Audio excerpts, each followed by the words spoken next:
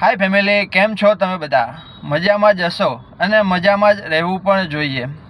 તો મિત્રો, આજે આપણે ચર્ચા એ કરવાની છે આપણા મેઇન ટોપિક પર કે જો કોઈ વ્યક્તિને ગાડી લઈ અને સુરતની અંદર કામ કરવું છે, ઓલા ઉબરની અંદર, પણ એના મનમાં કોઈ સંકોચ છે કે આ કામ કરવા માટે પહેલાં કેટલા પૈસા ખર્ચવા પડતા હશે અને પછી કેટલી આમાં ઇન્કમ થતી હશે. તો ચાલો એની સંપૂર્ણ માહિતી હું તમને આ વિડીયોમાં આપી દઉં છું. તો મિત્રો, તમારે આની અંદર કામ કરવાની ઈચ્છા હોય તો તમારે સૌથી પહેલાં તો એક પીળા નંબર પ્લેટવાળી ગાડીની જરૂર પડશે, એટલે કે ટેક્સી પાર્સિંગ ગાડીની જરૂર પડશે. એ ગાડીમાં 3 કેટેગરી આવતી હોય છે કે પહેલું મિનીની અંદર આવે છે વેગેનાર આવે છે, અલ્ટો આવે છે, કેલેરિયો જેવી ગાડી, નાની ગાડીઓ આવે છે. બીજું આવે છે સેડાન પ્રીમિયમ, કે એ ગાડીઓમાં આવે છે ઓરા અને સ્વિફ્ટ ડિઝાયર જેવી ગાડીઓ આવે છે, એટલે કે ડિક્કીઓવાળી ગાડી આવે છે.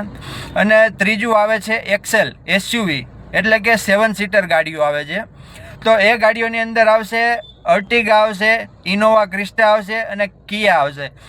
એ મિત્રો, તમારા બજેટના હિસાબે તમે કોઈ પણ ગાડી લઈ શકો છો.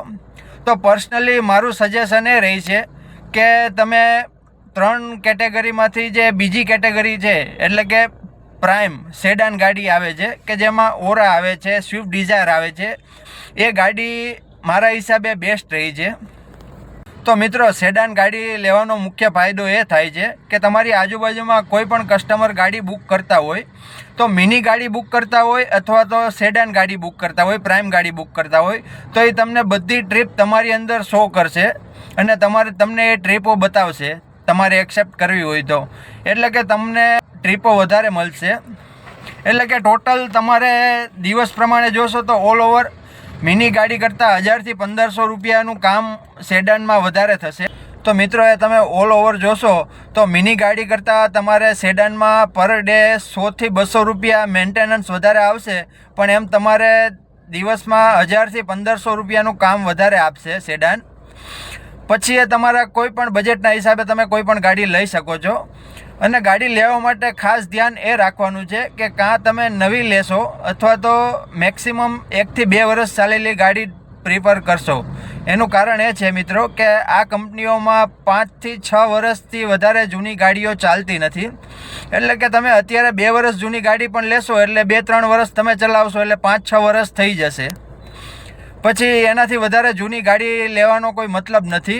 એટલે કાં તો તમે નવી ગાડી લો અથવા વધારેમાં વધારે 1 થી 2 વર્ષ ચાલેલી ગાડી લો, તો એ તમારા માટે સારું રહે છે કે મેન્ટેનન્સ પણ ઓછું આવશે અને વ્યવસ્થિત તમે કમાઈ શકશો. અને મહત્ત્વની વાત એ છે મિત્રો કે તમારે નવું સ્ટાર્ટઅપ કરવું છે તો ગાડી તમારે પોતાની જ લેવી પડશે કે ગાડી ભાડે પણ મળે છે. તો આપણે સુરતમાં મિત્રો ગાડી ભાડે પણ મળે છે. એનું ભાડું કંઈક પર ડેનું હોય છે 500 રૂપિયાથી લઈને 800-900 રૂપિયા સુધીનું એક દિવસનું ભાડું હોય છે.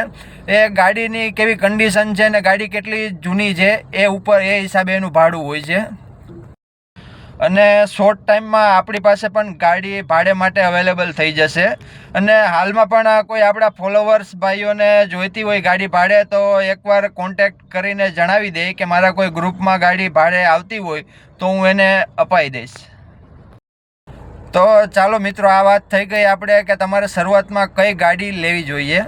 તો હવે રહી વાત ઇન્કમની, કે આ ગાડીમાં દિવસમાં તમારું કેટલું કામ થઈ જશે. તો એના માટે હું શોર્ટ ટાઈમમાં નવો વિડીયો મૂકી દઉં છું, તો એ જોઈ લેજો તમે.